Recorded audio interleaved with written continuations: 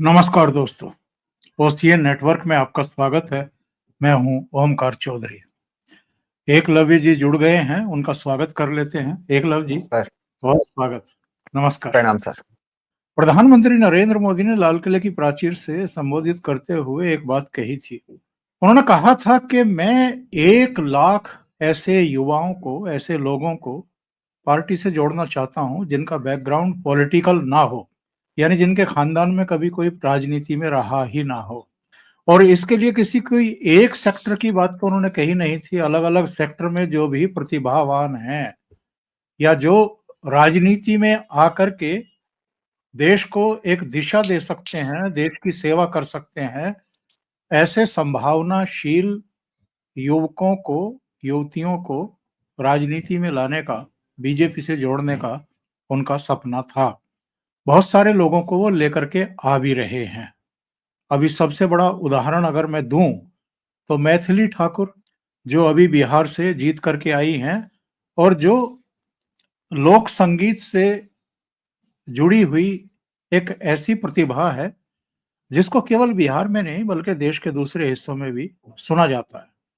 अलग अलग क्षेत्रों के ऐसे बहुत सारे लोगों को अतीत में भी बीजेपी ने जोड़ने का काम किया है। एक बार आपको याद होगा, शायद 2019 के चुनाव से पहले अमित शाह ने देश की कुछ जानी मानी हस्तियों के घर जाकर के पिछले 5 साल यानी 2014 से 2019 के बीच में नरेंद्र मोदी ने जो वादे किए थे उनको किस तरीके से जमीन पर उतारा है, इसके बारे में जानकारी दी थी, अपना हिसाब किताब दिया था। उनमें कपिल देव से लेकर के सुनील गावस्कर और लता मंगेशकर से लेकर के बहुत सारी हस्तियां, साइना नेहवाल वगैरह, बहुत ऐसे लोग थे। तो इससे क्या होता है कि उन क्षेत्रों से जुड़े हुए या उन हस्तियों को प्यार करने वाले लोग भी आपके साथ जुड़ जाते हैं। तो आज हम इस विषय पर चर्चा क्यों कर रहे हैं? क्योंकि अभी ताजा ताजा एक घटना हुई है, दुर्घटना भी कह सकते हैं। प्रशांत किशोर के पॉइंट ऑफ व्यू से देखें तो उन्होंने सोचा होगा कि बिहार में भी चलो एक केजरीवाल मॉडल अपना करके देखते हैं, लेकिन लोगों ने सिरे से खारिज कर दिया। जो मीडिया का एक बड़ा पार्ट है जिसमें अभी भी वामपंथियों का कब्जा है, एक तरीके से वैचारिक तौर पर तो आप कह ही सकते हैं।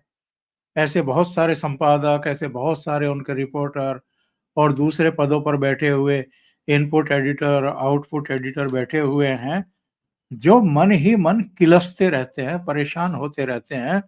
उनके जख्म हर बीजेपी की और उनके सहयोगियों की जीत से हरे हो जाते हैं और वो कुनमुनाते हुए दिखाई देते हैं। तो मैं तो कई बार कहता भी हूं कि जो ये कांग्रेस पार्टी है या क्षेत्रीय दल है या इंडिया अलायंस है, ये देश का असली विपक्ष नहीं है। असली विपक्ष मीडिया में बैठा हुआ है और वही इनको संबल देता है बाकी लोगों को जो वंशवादी चेहरे हैं। तो आज का जो हमारा विषय है वो यही है। जो वैकल्पिक राजनीति की बात हो रही थी देश में, क्या वो दम तोड़ रही है अब विकल्पहीनता के चक्कर में, या कुछ बौने किस्म के लोग या मीडिया के खड़े हुए कुछ लोग, खड़े किए हुए कुछ लोगों की वजह से? तो एकलव्य जी, आपका पहला वक्तव्य इस विषय पर। सर जिससे पहले कि अपन प्रशांत किशोर जी, मीडिया का जो रोल है उस पे, और अरविंद केजरीवाल का जो मॉडल रहा, इसका एक थोड़ा सा कॉन्टेक्स्ट देने के लिए, जहां मैं रहता हूं राजस्थान, उसका आपको एक उदाहरण देता हूं सर। यहाँ पे जो पिछले विधानसभा के चुनाव हुए 2023 में, तो उस समय सर अशोक गहलोत जी ने एक जेंटलमैन थे, उनको हायर किया, जिनका नाम था नरेश अरोड़ा। और ये नरेश अरोड़ा जी हैं सर, ये वही हैं व्यक्ति जो कि एक कंपनी चलाते हैं प्रशांत किशोर जी जैसी ही। वो मतलब उनका जो कह सकते हैं कि जो कद है वो प्रशांत किशोर जी के बराबर नहीं है, लेकिन लगभग कांग्रेस में मतलब उनका काफी बड़ा नाम है नरेश अरोड़ा। इनकी कंपनी का जो नाम है सर वो है डिजाइन बॉक्स्ड। तो ये जो हैं सर बड़े इंटरेस्टिंग व्यक्ति हैं। तो 2023 में सर इनको अशोक गहलोत जी ने हायर करके और मतलब मैं बताना चाह रहा हूँ सर कि अशोक गहलोत जी की यहाँ पे हार का किस तरह से इस तरह के लोग बहुत बड़ा कारण बन जाते हैं। मतलब कई लोग तो जैसे सोचते हैं कि भाई प्रशांत किशोर ने लोगों को इतने इलेक्शन जितवा दिए, ये कर दिए, वो कर दिए। नरेश अरोड़ा जी के बारे में भी, क्योंकि उनने पहले सर वहां पे कर्नाटका में भी एक कैंपेन हैंडल करा था वहां का, तो अशोक गहलोत जी को लगा कि भाई जब वहां सरकार आ सकती है तो यहाँ भी जो है अच्छा रहेगा मामला इनको हायर करने का। और यहाँ पे सर राजस्थान में जिस तरह का कभी हमने मतलब campaigning, marketing, digital media, social media और इवन रूरल एरियाज में सर जिस तरह की ब्रांडिंग और एडवर्टाइजिंग की गई, जैसे आ, जो थैले वगैरह सर गांव में लोग लेके चलते हैं और राशन खरीदने के लिए, तो उस पे अशोक गहलोत जी की बड़ी तस्वीरें, उस पे उनकी क्या क्या उनने काम किए हैं। और एक सर यहाँ पे अशोक गहलोत जी की एक जो भारत की उस समय की जो सर मोदी जी की आयुष्मान भारत योजना थी, तो राजस्थान ने क्या करा सर कि उसमें बेसिकली उसके लिए एनरोल नहीं किया था सर राजस्थान ने, और राजस्थान में यहाँ पे वो एक अपना ही चला रहे थे चिरंजीवी योजना करके सर। और उस चिरंजीवी को सर उस कैंपेन के थ्रू ऐसा दिखाया जा रहा था जैसे कि वो कोई संजीवनी योजना होने वाली है कांग्रेस के लिए, क्योंकि इतना फिनोमिनल काम हेल्थ सेक्टर में मतलब किसी ने किया ही नहीं है। मोदी जी की तो मतलब जैसे कि सोच जहां पे खत्म हो जाती है अशोक गहलोत जी की, वहां से शुरू होती है इस तरह से मतलब उसको दिखाया जा रहा था यहाँ पे। तो सर उसमें क्या किया गया कि डिस्पर्सल तो उतना ही था सर, उसमें भी जो कवरेज था वो 5 लाख का ही था। और उस 5 लाख में भी सर बड़ी इंटरेस्टिंग चीज ये थी कि आ, इनने क्या करा कि हम 25 लाख रुपए का कवरेज देंगे जनता को। और उसमें सर क्या हुआ कि इन्होंने जो सरकार से, सेंट्रल गवर्नमेंट से जो 5 लाख रुपया आता था, इनने सर इसको स्टेट गवर्नमेंट का एक तरह से टॉप अप किया कि 5 लाख तक तो हम ले लेंगे सेंटर से और उसके बाद उसको टॉप अप कर देंगे। फिर वो बैठा नहीं, क्योंकि इसको सर ये बेसिकली करना क्या चाह रहे थे कि चिरंजीवी योजना के नाम से चलाना चाह रहे थे as a state government scheme है, लेकिन वो शुरू के जो 5 लाख थे वो तो सेंट्रल गवर्नमेंट से ही चाह रहे थे ये लोग। तो उसके चक्कर में सर इनके जो पेमेंट्स और डिस्पर्सल्स थे ये सब अटकने लगे। तो ये जो सो कॉल्ड नरेश अरोड़ा जी जो डिजाइन बॉक्स वाले थे, इनका ये आइडिया जो है होने लगा फेल। लेकिन सब जगह सर पूरे सारे शहरों में, गांव गांव में बड़ी बड़ी होर्डिंग्स लगी हुई।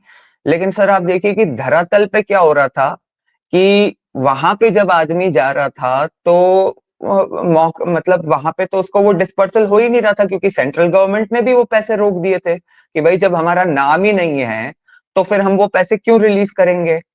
सेम सर हॉस्पिटल्स को भी जो पैसा मिलना था वो भी नहीं दिया जा रहा था, प्राइवेट सेक्टर वाले हॉस्पिटल्स जो उसमें एनरोल्ड थे। तो ये सर मतलब क्या होता है सर कि एक मार्केटिंग क्रिएट कर देना और धरातल पे किसी चीज की एक्चुअल सिचुएशन क्या होती है, इसमें बहुत ज्यादा अंतर होता है। और आप देखिए सर कि इसमें मतलब मुझे सर मतलब बुला के थोड़ा कुछ कांग्रेस के जनों ने खींचा भी था। हुआ क्या था सर कि जब ये वहां पे विधानसभा चुनाव होने लगे और दो उस समय सर क्या है कि मुझे यहाँ पे उसी समय थोड़े टीवी चैनल्स के उस पे पॉपुलैरिटी मिली थी, और इस कारण से मिली थी सर कि उस समय क्या है वो उदयपुर वाला जो कन्हैया लाल जी का जो मर्डर हुआ था। अभी भी सर राजस्थान में क्या हिंदू मुस्लिम की इश्यूज को बोलने में लोग संकोच करते हैं। तो मैंने थोड़ा उस पर खुल के वक्तव्य रखा था सर, और वो भी जब कांग्रेस की सरकार थी। तो उस समय मुझे सर उसके लिए थोड़ा ही टीवी चैनल्स वगैरह उस समय से ज्यादा बुलाने लगे थे। तो वहां पे सर मैंने इनसे सिर्फ एक प्रश्न पूछा था कि भाई आपकी ये जो 25 लाख रुपए की, जिसमें मतलब आपके जो राजस्थान के जननायक, राजस्थान के गांधी जी ने ये जो स्कीम करी है 25 लाख, आप बस ये बता दो कांग्रेस के जो माननीय प्रवक्ता हैं कि 5 लाख रुपए से ज्यादा पिछले 1.5 साल से जब से ये स्कीम चालू है राजस्थान में कितने व्यक्तियों को मिले हैं। तो सर सही है। अच्छा सर, और मैंने क्या है कि बेसिकली ये तुक्का मारा था, क्योंकि मेरी जितनी समझ थी गवर्नमेंट स्कीम्स की, एडमिनिस्ट्रेशन की, मेरे फादर भी सर पहले सर्विस में रहे हुए हैं, तो मतलब मुझे समझ में आता है कि थोड़ा बहुत कि गवर्नमेंट फंक्शन कैसे करती हैं। तो इसका डेटा एकदम उपलब्ध रहता है सर। तो इनके सर उस समय तो जो माननीय प्रवक्ता थे कांग्रेस के, वो टालम टोली करने लगे सर। उसके बाद सर इनसे जब मैंने पूछा तो और भी जो यहाँ के लोग थे सर पूछने लगे। फिर यहाँ पे एक फंक्शन हुआ सर जिसमें कि सुप्रिया श्रीनेट जी आई थी। उनसे सर यहाँ पे एक दैनिक भास्कर के पत्रकार हैं और एक आज तक के हैं सर शरद शर्मा जी, उनने सर वो पूछ दिया सुप्रिया श्रीनेट ने, तो हुआ सुप्रिया श्रीनेट से। तो और वो उनने बोल दिया कि आप तो बता दो साहब, हम वेट कर रहे हैं आपका। तो सर मामला ये पता चला सर कि 7 जनों को पूरे राजस्थान में इस स्कीम में 5 लाख से ऊपर सर 7 जनों को इस स्कीम का बताइए। फायदा मिला था। और वो भी सर बेसिकली वो क्या फोटो ऑप्स थे, क्योंकि गवर्नमेंट को दिखाना था कि भाई हमने ये किया है और मतलब इस तरह की डिस्पर्सल हो रहा है। तो सर कहने का मतलब ये था कि इन ये जो सो कॉल्ड प्लानर्स और जो मतलब ये प्रशांत किशोर टाइप के लोग जो जुड़ जाते हैं ना, वो ऐसे आइडियाज देख के उनको लगता है कि उनने कोई बहुत फिनोमिनल आइडिया दे दिया है जिससे कि पूरा पब्लिक परसेप्शन चेंज हो जाएगा, ये हो जाएगा। लेकिन सर जो धरातल पे जो चीज होती है वो थोड़ी उतारी जा सकती है मार्केटिंग से। और मतलब प्रशांत किशोर को भी सर मतलब ये एक्चुअली मैंने तो इनको थोड़ा बहुत तब से ही फॉलो करा सर जब 2014 में मोदी जी का कैंपेन हुआ था। तो मेरे जो सर इस सेक्टर में जो मित्रगण थे और उनसे जब बात होती थी तो सर मेरे हमेशा हर जगह से, और जो पॉलिटिकल फ्रेटर्निटी में भी जिन लोगों को जानता था सर मैं, क्योंकि सर मेरी एक आदत रही थी, मैं मोदी जी को सर 2002 से तो कम से कम मतलब ठीक ठाक फॉलो करता था, और पर्टिकुलरली 2007 के बाद से सर मैंने मोदी जी पे बहुत अध्ययन करा सर। उसका अगर आप 2 मिनट दें तो आपको बताऊं सर उसका कारण क्या है। जी जी। सर एक्चुअली क्या था कि मैं 2007 में सर बेसिक सिंगापुर में सर पढ़ रहा था। और उस समय सर क्या है कि सोशल मीडिया वगैरह का तो इतना दबदबा था नहीं। और उस समय तो सर जो अपने सबसे भारी भरकम लोग हुआ करते थे मीडिया में, वो मोदी जी के अगेंस्ट जिस तरह का कैंपेन चलाते थे, और उम्र भी सर अपने मतलब I was just a teenager, तो समझ भी लाइफ में कम थी।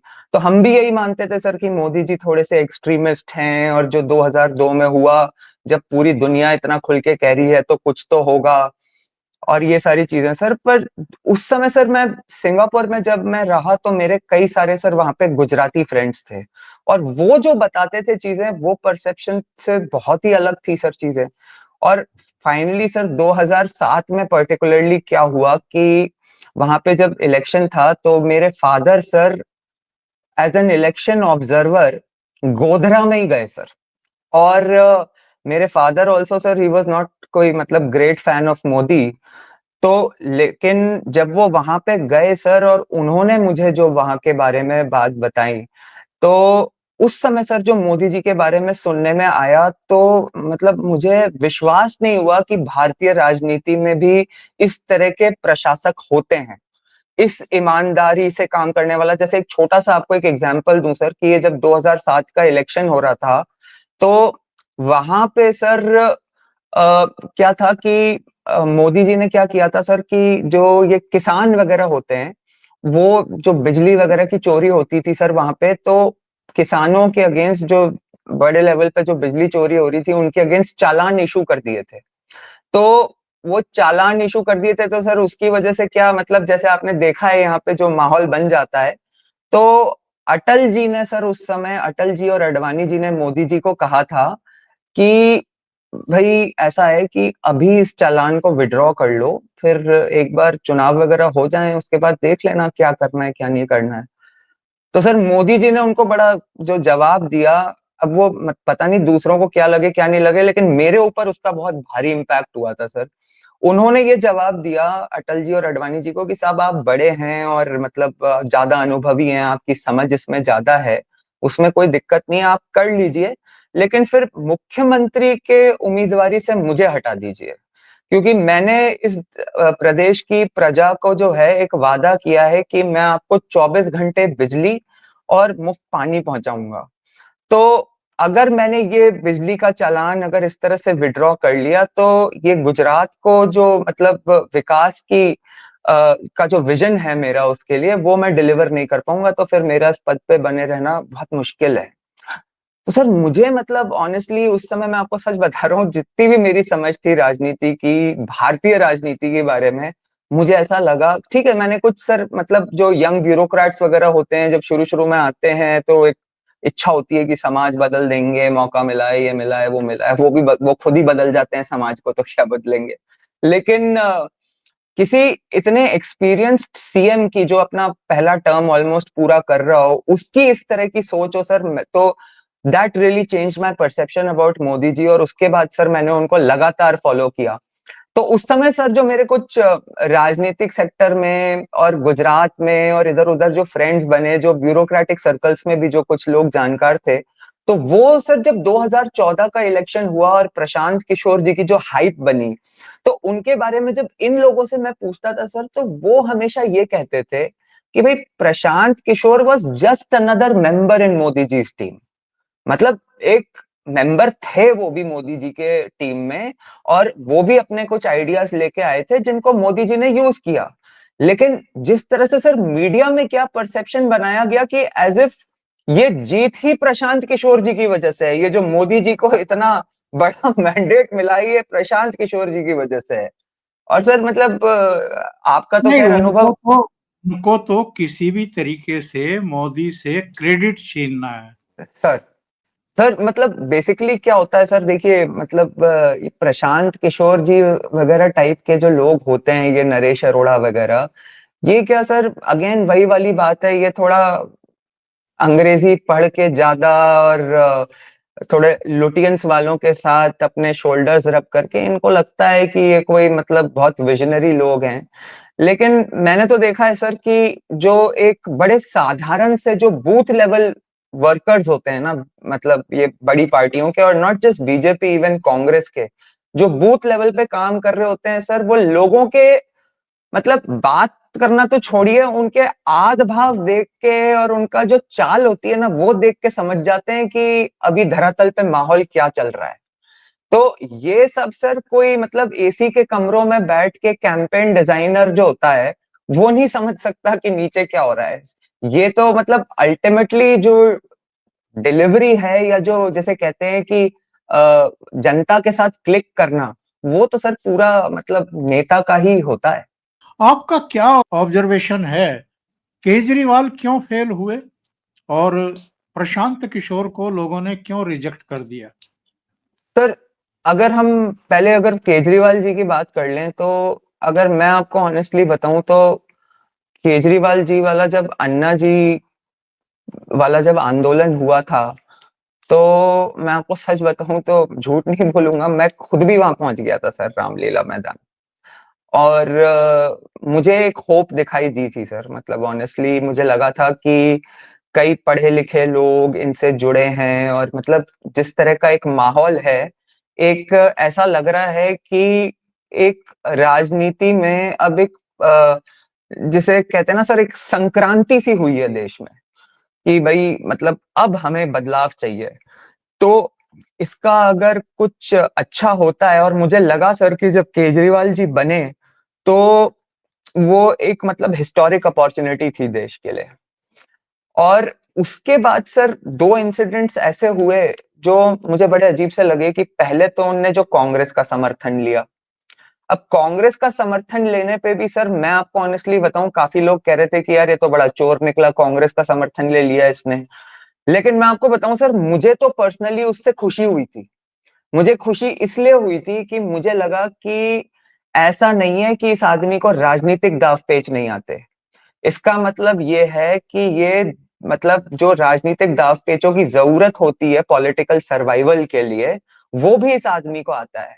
और अब अगर ओवरऑल एडमिनिस्ट्रेशन के लिए अगर इसकी मंशा सही होगी, सिर्फ इंटेंट की बात कर रहा हूं, तो कहीं ना कहीं धीरे धीरे काम तो सर मतलब जब ग्रास रूट से लोग आए हुए एडमिनिस्ट्रेशन की कितनी चीजें सीख लेते हैं, संभाल लेते हैं, तो केजरीवाल भी वो कर ही लेगा।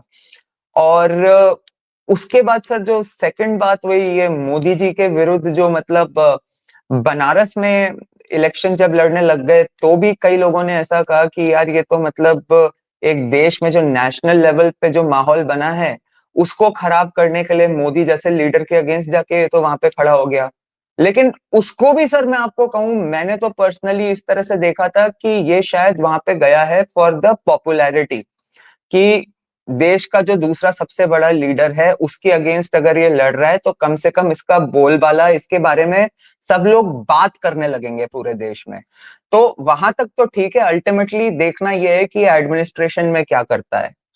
लेकिन सर जब अच्छा, और उस समय सर ये जब ये प्रशांत भूषण और योगेंद्र यादव वगैरह को इसने भाव नहीं दिया और अलग कर दिया, तो हमारे जो दिल्ली विल्ली के मित्र थे सर, और मेरे फादर भी द फेमस जेएनयू से पढ़े हुए हैं, तो वहां के इकोसिस्टम को थोड़ा बहुत समझता हूँ सर। तो ये योगेंद्र यादव और प्रशांत भूषण टाइप्स को तो जब इसने अलग करा था, तो लोग कह रहे थे कि अपने ही लोगों को धोखा दे दिया, लेकिन मुझे तो सर उसमें भी पॉजिटिव ही दिखाई दे रहा था कि ठीक है यार, ये जो लुटियंस इकोसिस्टम के जो लोग हैं, अगर उनको अलग करके ये कुछ करना चाह रहा है तो देखा जाए। लेकिन सर उसके बाद मतलब इसकी ये जो धरना पॉलिटिक्स जो शुरू हुई ना वहां पे दिल्ली में स्पेशली, और धीरे धीरे धीरे मतलब with in a year sir एकदम ये क्लियर हो गया था कि इसको सिर्फ पॉलिटिक्स से मतलब है, एडमिनिस्ट्रेशन पे कोई फोकस ही नहीं था सर। जैसे दिल्ली के सर कुछ बड़े बेसिक्स थे, मतलब जैसे आज सर देखा जाए तो इस दिल्ली की सरकार को आए हुए लगभग 1 साल अब पूरा होने को, अभी पूरा 1 साल भी नहीं हुआ है सर। लेकिन कम से कम यमुना जी को इस लायक तो कर दिया कि वहां पे इस बार कुछ छठ पे कुछ लोग पूजा कर सके। अब ये अपने आप को सर इतने टाइम से हनुमान भक्त कहते रहता था, और इससे यमुना जी की कोई बेसिक सफाई नहीं हुई।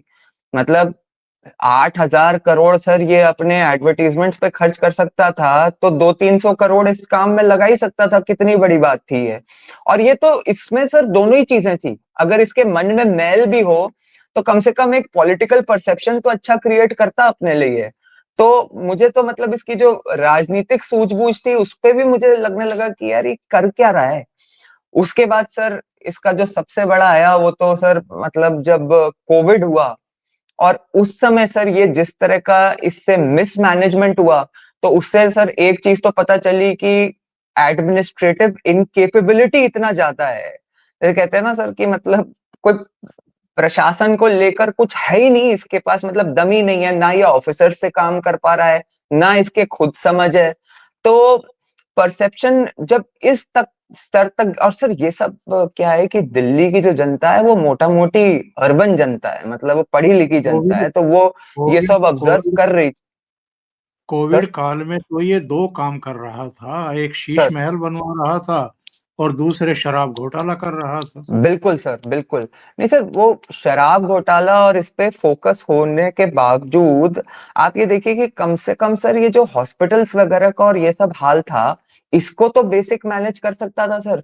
और उसके बाद सर मतलब मुझे ऐसा लगता है सर ये अखिलेश यादव और राहुल गांधी टाइप के लोग इस तरह की बातें करें कि मोदी वैक्सीन है और ये वैक्सीन है और वे सारी फाइजर वाइजर का एजेंडा चलाएं, समझ में आता है। लेकिन सर ये तो मतलब अलग ही लेवल पे कर रहा था। आपने देखा ही होगा सर ये पंजाब में और वो 26 जनवरी वगैरह पे जो लाल किले पे तमाशा हुआ था, उसमें जिस तरह से इसने खालिस्तानी एलिमेंट्स का साथ दिया, और मतलब अब तो खैर पब्लिक डोमेन में ही आ गया कि इसको कहाँ कहाँ से फंडिंग आ रही थी।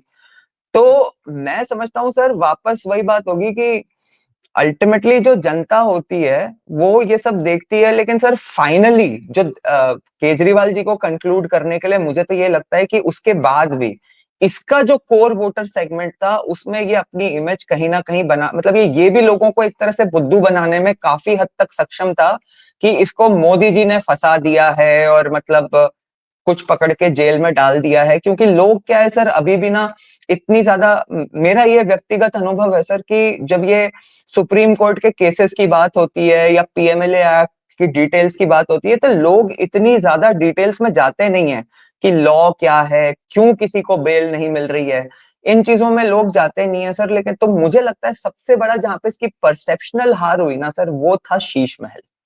कि एक ये जो ईमानदारी का चोला पहन के घूम रहा था और लोगों ने देखा कि मतलब क्या बोलूं सर मैं, मतलब 8 लाख के कमोड में इसको हगना था। इससे ज्यादा तो सर कोई क्या इसको क्रेडिबिलिटी किसी की बच जाएगी कि जो आदमी वो एक सड़ा सा फटा हुआ मफलर और स्वेटर पहन के घूमते रहता है, वो 4 रुपए का रेनॉल्ड्स का पेन, वो आदमी 2-3 करोड़ रुपए के कारपेट पर्दे लगा रहा है। तो वो मेरे ख्याल से सर इसकी जो वो था शीश महल का जो परसेप्शन था ये उससे नहीं निकल पाया सर, वो इतना हार्ड हिटिंग था दिल्ली की जनता पे। और ये तो कहानी है मेरे हिसाब से सर केजरीवाल जी की।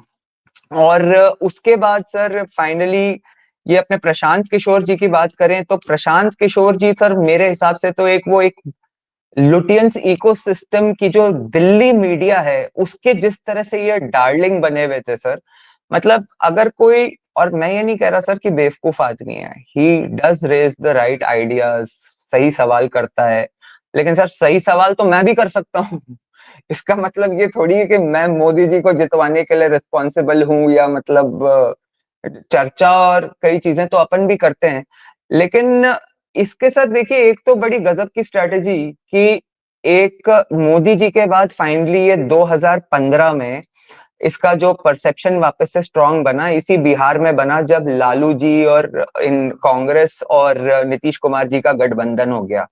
अब वो जो मेरे हिसाब से वहां पे गठबंधन हुआ था सर, जो वहां पे जो कास्ट डायनामिक्स हैं बिहार में और उस समय जिस तरह से वहां पे राजनीति हो रही थी, तो ऑब्वियसली सर मतलब जिसको भी थोड़ा बहुत बिहार का वोट शेयर का अंडरस्टैंडिंग है, he was already on the side जो कि ज्यादा स्ट्रांग थी।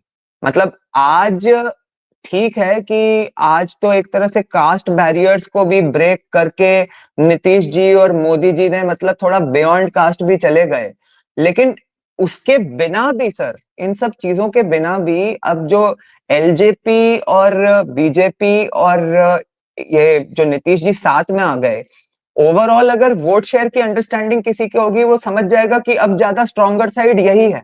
भाई प्रशांत किशोर को हम मानते कि आज अगर वो लालू जी को एडवाइस कर रहा होता और कांग्रेस को एडवाइस कर रहा होता और वो इनको कोई इसके पास में ले आता, इससे बेटर तो जो महागठबंधन ने परफॉर्म करा वो पिछले बिहार के इलेक्शन में करा। और उसके बाद सर एक सर आपने देखा होगा कि जिस तरह से इनके इंटरव्यूज हो रहे थे और पॉडकास्ट जिस लेवल पे चल रहे थे, तो इसमें सर देखिए मुझे तो अब जितना भी अनुभव है मीडिया का पिछले 4-5 वर्ष का, मुझे तो यही समझ में आता है सर कि मीडिया के लिए सर पैसा इंपॉर्टेंट है।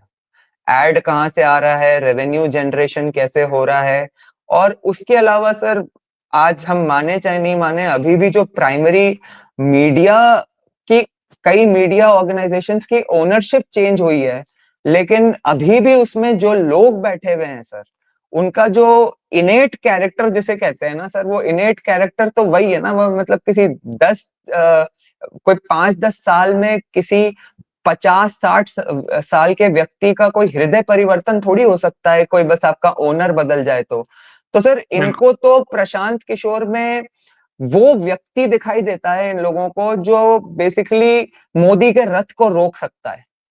तो जिस तरह से मतलब प्रशांत किशोर को दिखाया जा रहा था कि 3 साल से लगे हुए हैं, धरातल पे मेहनत कर रहे हैं, अरे भाई मतलब, और परसेप्शन बना दिया है लोगों में, कम से कम सही मुद्दे उठा के परसेप्शन बना दिया है। लेकिन आज की डेट में सर अगर आप रिजल्ट देखेंगे कि मतलब 200, जहां तक मुझे याद आ रहा है, आई थिंक 229 238 सीट्स पे ये मेरे ख्याल से लड़े हैं, जिसमें से कि 232 सीट पे इनकी जमानत जब्त हो गई है। तो सर इसका मतलब तो ये था कि चुनाव, इसका मतलब आज अगर आप कंक्लूड करें तो बड़ा क्लियर है कि जनता बहुत पहले अपना जैसे कहते हैं मानस बना चुकी थी, वो बिल्कुल भी अफेक्ट नहीं हो रही थी। हल्का सा मतलब उनका एकदम एक अनवेवरिंग निश्चय था कि भाई हमें तो लालू को वोट नहीं देना है, और दूसरा फैक्टर मोदी और नीतीश के इस रथ को हमें रोकना नहीं है। तो मतलब मुझे नहीं लगता सर कि प्रशांत किशोर किसी भी किस्म का कोई भी डेंट कर पाए। हाँ ये इसमें सर मैंने एक चीज जरूर नोटिस करी कि हमारे जो मतलब ये जो फेंस सिटर्स होते हैं, मुझे बीच में थोड़ा सा ये जरूर लग रहा था सर कि जो फेंस सिटर किस्म के जो लोग होते हैं जो आखिरी वक्त तक थोड़ा सा अपना मानस बनाते रहते हैं, और उसमें मैं ऐसा नहीं कह रहा कि वो एंटी बीजेपी होते हैं, लेकिन आप कह सकते हो कि एक सर पता नहीं अपने एक मैंने नोटिस किया है सर कि अपने भारतवर्ष में लोगों को ऐसा लगता है कि अगर आप न्यूट्रल हो तो आप अच्छे हो। मतलब ऐसा कई लोग सोचते हैं सर। जबकि मुझे ऐसा लगता है कि सर जो समाज न्यूट्रल होता है, मेरे ख्याल से सर ये भगवत गीता में एक जगह कृष्ण भगवान भी कहते हैं कि अगर कोई स्थिति है जहां पे कि मतलब धर्म और अधर्म के बीच में युद्ध हो रहा है और अगर तुम न्यूट्रल हो तो तुम अधर्म ही कर रहे हो। धर्म के बिल्कुल। साथ खड़ा होना तुम्हारा मतलब जिसे कहते हैं कि कर्तव्य है। तो ये सर समाज को लेकिन फिर भी सर एक थोड़ा यहाँ पे मतलब चाहे अंदर से किसी के अंदर कुछ भी हो, एक पता नहीं यहाँ पे एक लोगों के एक इनेट सेंस ऑफ गिल्ट रहता है कि यार हम ऐसा नहीं दिखना चाहिए कि हम मोदी को फेवर करते हैं, ऐसा नहीं दिखना चाहिए कि हम एंटी कांग्रेस हैं। तो सर मैंने देखा कि कई लोग ये जरूर बात कर रहे थे कि यार कि प्रशांत किशोर जैसा आदमी एक बार आना तो चाहिए। जैसा ये जो अर्बन जेंजी होती है ना सर अपनी, ये मैंने देखा था कि काफी लोग इस बार बात कर रहे थे। होपफुली मतलब थैंकफुली वो बिहार में ट्रांसलेट नहीं करा सर।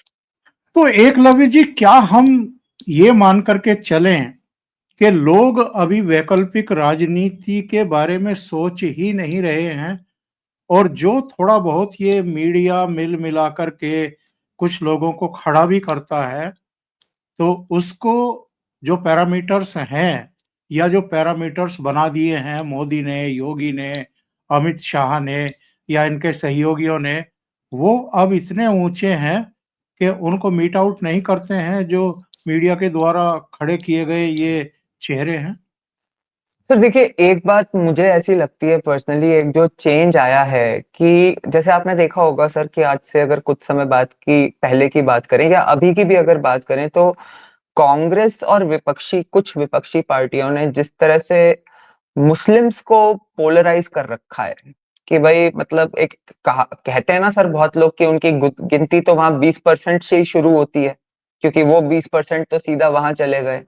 मुझे लगता है सर कि मोदी जी ने जिस तरह के कार्य किए हैं उसमें मैं मानता हूं सर कि हर वर्ग से कुछ लोग, कुछ आप कह लो कि जो धर्म को फॉलो करने वाले लोग हैं, कुछ लोग ऐसे सर जो कि महिलाएं हैं, कुछ ऐसे लोग सर एक जो भारत की आत्मा जो है सर, जो अर्बन लोअर मिडिल क्लास जो है सर, मोदी जी ने सर कहीं ना कहीं इसका एक बहुत बड़ा सेगमेंट जो है सर उनको अपने 10-11 वर्ष की डिलीवरी से सर जो कार्यों की डिलीवरी करी है उनने उसको उनको पोलराइज कर दिया है। मुझे लगता है कि जो हिंदू वर्ग है हमारे देश का उसके उसमें नहीं भी तो लगभग मैं मानता हूं कि 30-40% ऐसे लोग हैं जो ये मानते हैं कि हाँ भाई मतलब मोदी जी से भी कभी कभार कुछ गलतियां हो सकती हैं या जो हमारी अपेक्षा है उस अनुसार काम नहीं हुआ, लेकिन कोई कर सकता है तो वो यही व्यक्ति है, तो हमारा वोट तो पहले यही जाना है। उसके बाद में ठीक है हम डिस्कशन करेंगे, बातें करेंगे, कई चीजें करेंगे। और शायद सर मैं अभी अपने आप को शायद अंडर एस्टिमेट कर रहा हूँ, हो सकता है कि 50% हिंदू इस तरह से सोचते हो। तो मुझे लगता है सर कि अब जो बाकी लोग बच गए, अब कुछ जो आफ्टर ऑल सर अब मोदी जी का भी बहुत लंबा कार्यकाल हो गया, मतलब 11 वर्ष देश के प्रधानमंत्री के पहले वो जो 12 वर्ष मुख्यमंत्री रहे, वो उसके बारे में जो लोगों ने सुना था जानते थे उसके कारण ही उनसे प्रधानमंत्री बनाया था। और अब क्योंकि मोदी जी सेंटर में मतलब जैसे कहते हैं ना सर कि उनके बारे में इतनी बात हो चुकी, इतनी चीजें निकल के आ चुकी, तो उनके पास्ट के बारे में भी लोग और जान चुके। और वो मतलब इसका परफेक्ट एग्जाम्पल एक्चुअली थोड़ा बहुत सर नीतीश जी भी हैं कि इन दोनों लोगों का अगर पिछले 20-25 वर्ष का आचरण देखा जाए राजनीति में, तो कहीं ना कहीं सर अपने आप में ये कितनी बड़ी बात होती है कि किसी का 20-25 वर्ष का प्रशासनिक कार्यकाल रहा हो और उस पे 1 रुपए का कभी आरोप भी नहीं लगे। तो लोगों को सर ये तो क्लैरिटी है कि हमें ये ही चाहिए। और उसके बाद सर क्या होता है कि ये जो प्रशांत किशोर टाइप ऑफ लोग और ये जो ऑल्टरनेटिव दिखाई भी देते हैं, केजरीवाल वगैरह, इनको सर क्या है कि एक तो मुझे ऐसा नहीं लगता सर कि प्रशांत किशोर को ये इस सेगमेंट को प्रशांत किशोर कोई बहुत ज्यादा अट्रैक्ट कर सकता है। उसका कारण एक ये भी होता है सर कि प्रशांत किशोर जो बाकी लोगों के साथ में जाते हैं, जो चाहे वो ममता जी के साथ जो उनने काम किया, उसके बाद भी मतलब वेरियस स्टेट्स में उनने जिन गवर्नमेंट्स के साथ काम करा है वो बेसिकली मतलब बीजेपी को हटाने के लिए काम किया है। और सर प्रशांत किशोर जी के साथ क्या समस्या एक हो जाती है कि आप एक ऑल्टरनेटिव बनना चाहते हो तो आप वो ऑल्टरनेटिव क्यों नहीं बनना चाहते कि आप कांग्रेस की स्पेस को ऑक्यूपाई करो।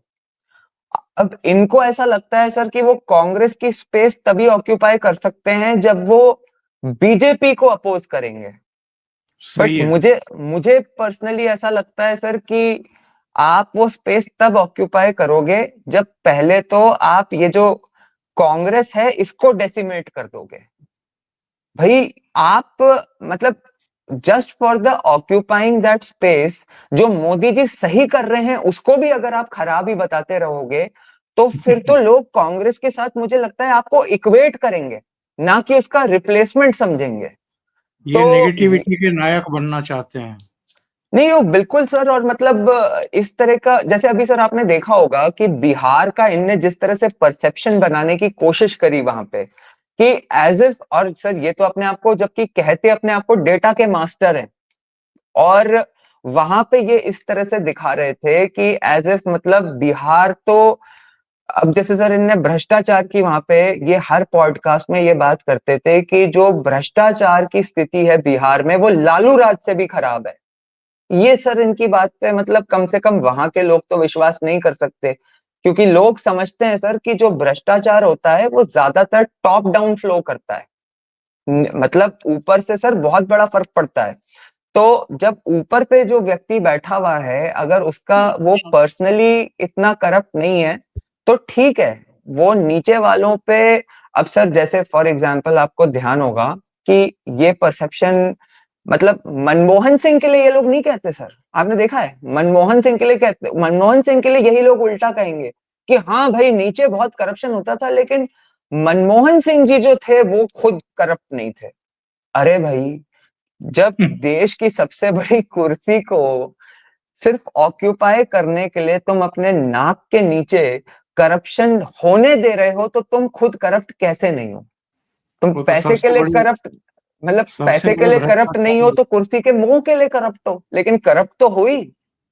बिल्कुल। आप एक मतलब गांधी परिवार एक, मतलब बेसिकली उस समय गांधी परिवार था क्या सर, एक प्राइवेट एंटिटी, और वो प्राइवेट एंटिटी देश के प्रधानमंत्री को बता रही है कि ऐसे, और बता क्या रही है सर, इतने बड़े बड़े डेलीगेशंस के मीटिंग में प्रधानमंत्री साइड में बैठा है और सोनिया जी बीच में बैठी है। अभी सर मैं आपको बताऊं, एक डिबेट पे मैं गया हुआ था तो वहां पे एक उस दिन ये बिहार इलेक्शंस कंक्लूड ही हुए थे तो वो बता रहे थे सर, भाई साहब जो थे कांग्रेस के माननीय प्रवक्ता, वो बता रहे थे कि भाई मोदी ने तो क्या क्या किया है आने के बाद, तो बता रहे थे कि इलेक्शन कमीशन जो है वो उसकी वो चीफ इलेक्शन कमिश्नर की अपॉइंटमेंट नियुक्ति की प्रक्रिया चेंज कर दी। तो मैंने उनसे पूछा कि साहब कर तो दी, लेकिन आप मुझे बस ये बता दो, इस बात का सीधा जवाब दे दो कि आपके टाइम में प्रक्रिया क्या थी। मतलब सर फैक्ट ये है कि वो नवीन चावला का आपको ध्यान होगा सोनिया गांधी ने अपॉइंट कर दिया था सर। हाँ, वो तो कमिटी कमिटी तो बहुत दूर की बात है। आप गूगल पे सर्च करिए तो यही लिखा मिलता है कि सोनिया गांधी ने अपॉइंट किया है। बिल्कुल सर, बिल्कुल। तो सर मुझे ऐसा लगता है कि हाँ मैं मानता हूँ सर कि ये जो प्रशांत किशोर का थोड़ा बहुत कहीं ना कहीं कंट्रीब्यूशन ये जरूर रहा। और मुझे एक्चुअली पता नहीं सर कि सिर्फ उसका कंट्रीब्यूशन था या मतलब, क्योंकि सर मैंने हमेशा देखा है कि मोदी जितना मैं उनके बारे में पढ़ पाया हूँ, मोदी जी सर क्या है कि वो खुद उनका एक ऐसा व्यक्तित्व है कि वो लेटेस्ट चीज क्या मतलब सिस्टम में लाया जा सकता है, किस चीज का कैसे उपयोग करा जा सकता है, वो खुद इस इन चीजों पे बहुत चिंतन करते हैं। और मेरे ख्याल से सर ये प्रशासन में अच्छा प्रशासन की जो डिलीवरी दे पाते हैं उनके लिए बड़ा इंपॉर्टेंट भी होता है कि उनमें क्वालिटी हो, ओपननेस टुवर्ड्स न्यू आइडियाज। तो सर प्रशांत किशोर ने उस टाइम से 2013-14 के कैंपेन में जिस तरह से सोशल मीडिया को प्रमोट किया और सोशल मीडिया का जिस तरह से कैंपेन रहा, क्योंकि ऐसा बताते हैं कि मतलब इनकी जो आईटी टीम थी उसमें one of the main persons was Prashant Kishor. तो सर अब ये जो डिजिटल मीडिया के बाद ये तो प्रशांत किशोर जी ने इतना तो करा, लेकिन मोदी जी ने जो उससे भी गजब की चीज करी वो था असली विजन सर, कि इस देश के हर व्यक्ति के हाथ में मोबाइल पहुंचा दिया सर मोदी जी ने। तो ये जो टीवी मीडिया पे और इधर उधर ये लोग बैठ के झूठ बिल्कुल। बोलते रहते हैं ना सर, ये मतलब, और आजकल तो सर कोई टाइपिंग वाइपिंग भी नहीं करनी पड़ती वो माइक पे बस बोलना ही पड़ता है। तो हर व्यक्ति जो है सर गांव गांव में वो 1 मिनट में फैक्ट्स को वेरीफाई कर सकता है। और उससे भी बड़ी बात सर कि मतलब मैं तो खुद ही इसको बहुत बड़ा सौभाग्य मानता हूँ कि मोदी जी की इसी अ, मतलब पॉलिसी की वजह से हम लोगों को सर अवसर मिला आप जैसे लोगों से जुड़ने का। नहीं तो सर हमें मतलब कौन हुआ करते थे सर मीडिया आइडल्स, ये राजदीप सरदेसाई टाइप के लोग जो कि मतलब सर आप मतलब आज की डेट में जिन्होंने पहले से थोड़ा बहुत राजनीति को फॉलो करा हो, मतलब रवीश कुमार जो आज की डेट में कर रहा है सर, मतलब एकदम पागल खाने की आवश्यकता पड़ चुकी है सर, हाँ, हाँ, मुझे तो बिल्कुल, बिल्कुल। वही मतलब हालत में पहुँच विश्वास नहीं होता कि ये वही आदमी है सर। उसी हालत में ये लोग पहुँच गए हैं और मुझे लगता है आने वाले दिनों में इनका जो रुदन है, इनका रुदन और तीखा होगा और वो देख कर के थोड़ा एक दिलचस्प वातावरण बनने वाला है। सर एक एकलव्य जी छोटा सा बहुत-बहुत प्रश्न आपसे पूछना जी, चाह रहा था इसी चीज के जी, बारे जी। में कि ये जो रवीश कुमार जी की स्थिति है, मैं ये पूछना चाहता हूँ सर कि इन लोगों का आज की डेट में सर आपको क्या लगता है ऑब्जेक्टिव क्या है? मतलब क्या इनका एक्चुअली ऑब्जेक्टिव है मोदी के रथ को रोकने का, या ये जिस जो इनका कंटेंट क्रिएशन है ना सर जिस तरह का, मुझे कहीं ना कहीं ऐसा लगता है कि ये समझ चुके हैं कि ये मोदी के रथ को तो रोक नहीं सकते। लेकिन हमारा जो एक बहुत बड़ा मतलब फॉलोअर्स जो क्रिएट हो चुके हैं, उनके बस एंगेजमेंट के लिए अगर हम कंटेंट बनाते रहें तो वो लोग देख के खुश होते रहेंगे, तो शायद अपनी कमाई और दुकान चलती रहे। मुझे ऐसा लगने लगा है सर कि अब इनका उद्देश्य ये है ही नहीं कि मोदी जी को हिलाना है, इनको बस अपनी दुकान चलानी है। ये जो लास्ट सेंटेंस आपने बोला है, अपनी दुकान चलाए रखना और कमाई करना। सर जो जो इनके सब्सक्राइबर हैं, वो सेकेंडरी चीज़ है। जी मेन बात ये है कि जितना आ रहा है, जितना अर्न हो रहा है, वो बस चलता रहे, वो दुकान चलती रहे, बाकी इनका और कोई पर्पज़ नहीं है। सर बहुत-बहुत धन्यवाद एकलव्य जी, जुड़ने के लिए, इतना समय निकालने के लिए और बहुत सर महत्वपूर्ण मुद्दे पर चर्चा करने के लिए। Thank you so sir much. Sir चरण स्पर्श करके प्रणाम आपको सर, धन्यवाद। बहुत धन्यवाद। और दर्शकों से निवेदन है, आपको अगर ये चर्चा अच्छी लगी है, तो आप लाइक ज़रूर करें, इस वीडियो को फॉरवर्ड करें, शेयर करें ग्रुप्स में और अपने मित्रों को। अभी तक अगर आपने ये चैनल सब्सक्राइब नहीं किया है, तो सब्सक्राइब कर लें और साथ में लगे बेल आइकॉन को दबा दें। बेल आइकॉन में भी जो ऑल वाला बटन है, वो दबाएँ, ताकि आगे आने वाले जितने भी प्रोग्राम हैं, वीडियो हैं, उनके नोटिफ़िकेशन आपको 100% ज़रूर मिल जाएँ। बहुत-बहुत धन्यवाद। नमस्कार। नमस्कार सर।